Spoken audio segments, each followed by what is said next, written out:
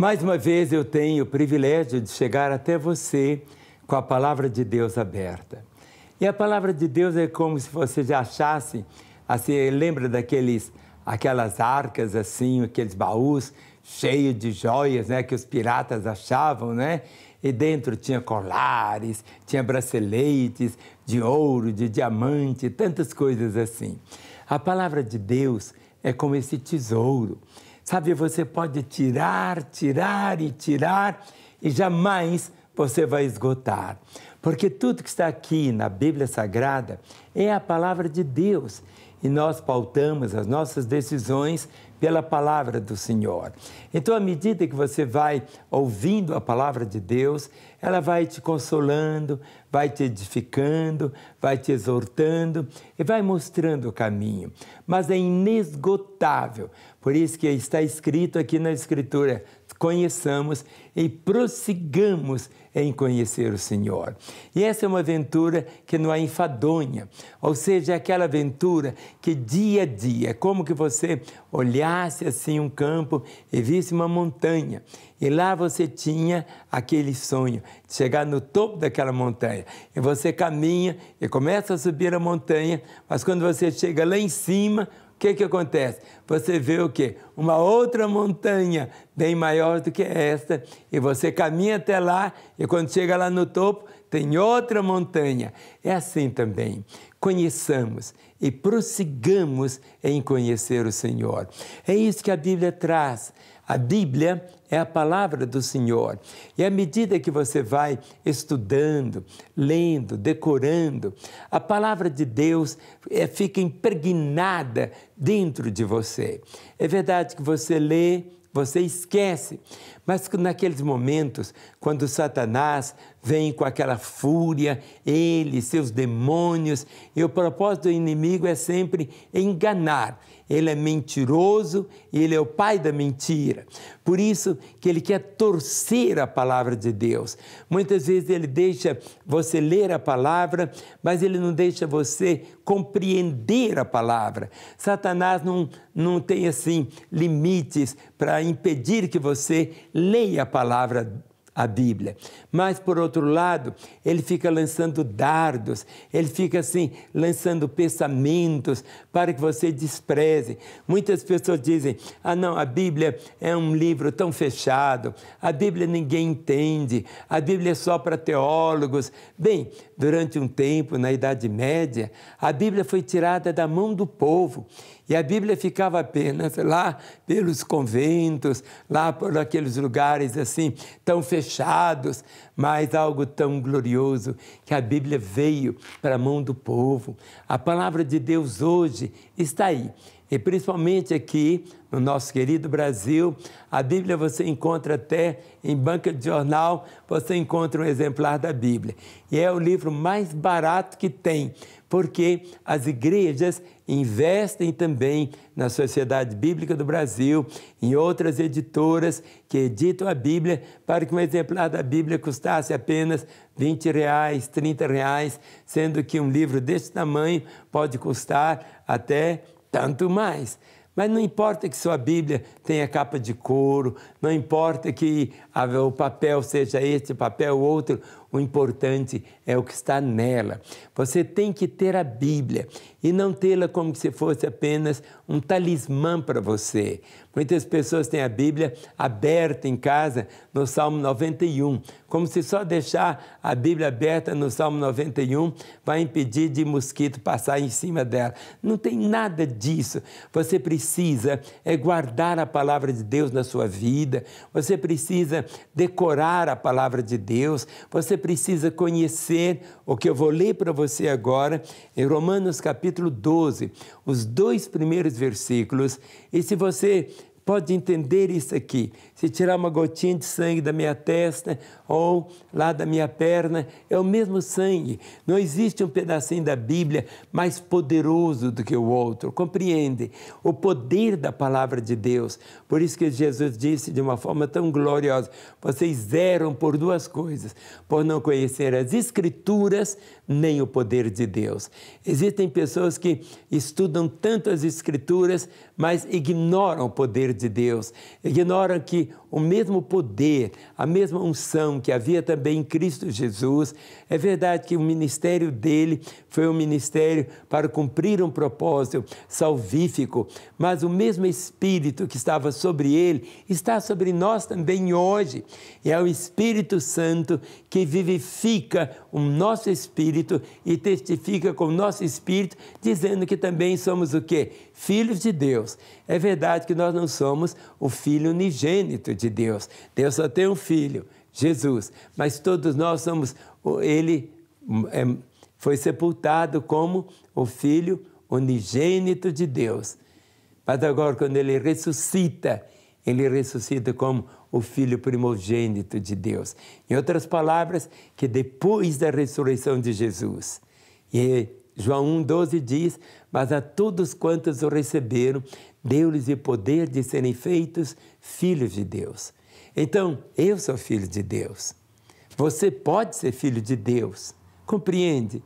Quando você toma Jesus Cristo como seu Senhor Salvador, sua identidade muda. Você passa a ser filho de Deus e agora você tem diante de você todo o poder, toda a graça e o Espírito Santo que está em você irá te capacitar para viver o sonho de Deus aqui na terra. Em Hebreus capítulo 12, são apenas 2 versículos. E esses 2 versículos você tem que decorá-los. Diz assim, rogo-vos, pois, irmãos, pelas misericórdias de Deus, que apresenteis o vosso corpo por sacrifício vivo, santo e agradável a Deus, que é o vosso culto racional. E não vos conformeis com este século, mas transformai-vos pela renovação da vossa mente, para que experimenteis qual seja a boa, agradável e perfeita vontade de Deus. O sonho de Deus, o ponto final de Deus em tudo, é para que nós pudéssemos ter o quê? Relacionamento com Ele, pudéssemos ter a intimidade com Ele, pudéssemos ter uma relação tão profunda com Deus. É exatamente isto. Lá no Apocalipse está escrito assim, eis que estou à porta e bato, e se alguém ouvir a minha voz e abrir a porta, entrarei, cearei com ele, ele comigo. Ah, mas isto é só para pessoas especiais? Não, é para qualquer pessoa que toma Jesus Cristo como seu Senhor e Salvador. Não é o tempo que vai trazer a maturidade. O que traz a maturidade na fé é a intimidade com Deus. O que traz a intimidade com Deus é a obediência à vontade dEle. O que traz a intimidade com Deus é escolher não se conformar com esse mundo, mas ser transformado pela renovação da mente. Então você vai experimentar qual é a boa, perfeita e agradável vontade do Senhor. E qual que é a vontade do Senhor? É que você viva aqui na terra, cumprindo o propósito. Jesus Cristo disse, como o Pai me enviou, eu também vos envio. E Jesus Cristo disse, eu fui enviado para desfazer as obras do diabo. Aí você diz, mas pastor, quem vai destruir as obras do diabo é só pastores, é só aqueles missionários que oram com uma voz diferente, é só aqueles pastores tão ungidos. Não, Deus não faz acepção de pessoas. Tudo que Deus deseja para Ele é que você esteja aberto para Ele. Tudo que você deseja, que Deus deseja que você venha cumprir aqui na terra, é que você o conheça. É verdade que você, à medida que vai caminhando com o Senhor Deus, você vai crescendo, crescendo, crescendo, crescendo. Meu neto mais velho tem 16 anos. Mas eu lembro quando ele nasceu, era um bebê. E há poucos dias eu estava com ele lá em Campinas, junto com a mãe dele, Ana Paula.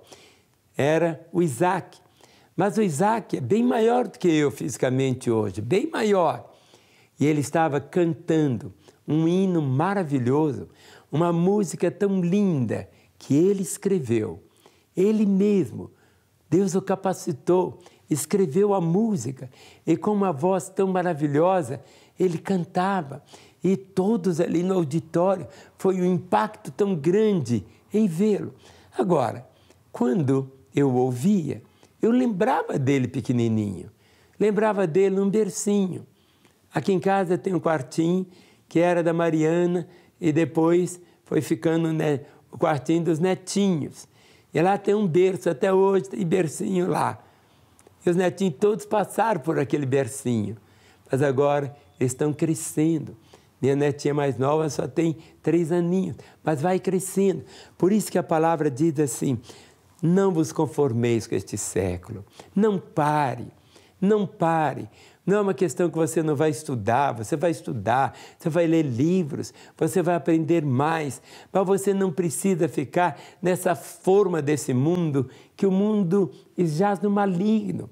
O mundo, os valores do mundo são completamente diferentes dos valores de Deus. O valor do mundo, muitas vezes, para a mulher, é a mulher que é mais bonita. O valor para Deus é a mulher que é mais santa. Nós não somos um envelope, nós somos o conteúdo. É isso que conta. E aqui a palavra diz, e não vos conformeis com este mundo, mas transformai-vos. E nós que temos que escolher ser transformados, nós que temos que nos deixar ser transformados. Quando fala sobre o oleiro, você conhece também o texto, o barro está ali na roda, mas agora o barro, se está duro, o oleiro não vai fazer nada com ele, compreende? Tem que novamente esfarelar tudo, todinho o barro, molhar de novo para ficar macio. Para quê? Para que ele possa ser maleável para dar forma. Isto significa esta rendição. Transformai-vos pela renovação da vossa mente. E sabe quando é que você vai acabar? Nunca. Nós somos transformados, que diz aqui a palavra, somos transformados em quê? De glória em glória. Ou seja, cada transformação é um processo. Quando você diz eu cheguei, começa tudo de novo. Em outras palavras, não é que você caiu, não é que você pecou de uma forma tão desgraçada, não. É porque você, cada dia, vai ficando mais parecido com Jesus. Cada dia, você vai ficando mais semelhante a Ele.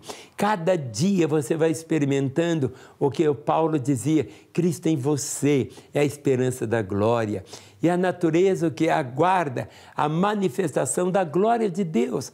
Mas onde vai ser a manifestação da glória de Deus? Não depende de Deus. Deus não vai mandar aqui arcanjos, querubins, serafins, trazendo a glória dele. Mas a glória dele deve ser vista na nossa vida, deve ser vista no nosso dia a dia, deve ser vista no nosso modo de falar, deve ser vista no modo como nós tratamos as pessoas. Sabe, é tão interessante, porque essa transformação é a vontade de Deus. Por isso que diz assim, para que experimenteis. Você quer experimentar isso? O Senhor nunca vai nos pedir algo só para nos fazer envergonhar. Fala, olha, coloque a mão, põe como se fosse para uma criança, uma maçã em cima do muro e diz, vai apanhá-la. Mas a criança é pequena, tem apenas 1 aninho, como vai fazer? Ela não consegue. Mas o pai pode pegar essa criança de 1 ano e levantá-la. E ela vai estender a mão e pegar aquela maçã. Assim também, quando você entende isso, que o amor de Deus por você não tem limites. O amor de Deus por você é ilimitado. O amor de Deus por você é algo que as palavras humanas não conseguem descrever. Quando você contempla a realidade do Calvário, quando você ouve aquelas palavras finais do Senhor Jesus, antes de morrer, antes de render o Espírito, Ele disse, está consumado. Tudo que o ser humano precisa para ter comunhão com Deus, Ele conquistou. Tudo que eu preciso para ter meu relacionamento com Deus, para experimentar a salvação, é através de Jesus. Eu tenho na minha vida, porque um dia eu recebi como meu Salvador e Senhor. 16 de maio de 1966, eu disse, Jesus entra na minha vida. Ele entrou e nunca mais saiu. Se eu falo com você, não é porque eu aprendi a falar. Eu falo aquilo que eu já experimentei, aquilo que eu estou experimentando. Mas eu continuo nesse processo. Eu sei que amanhã eu posso ser ainda muito mais do que eu sou hoje, porque somos transformados de glória em glória. Considere essa verdade, desfrute dela, viva experimentando cada dia esta bênção tão gloriosa. Amém.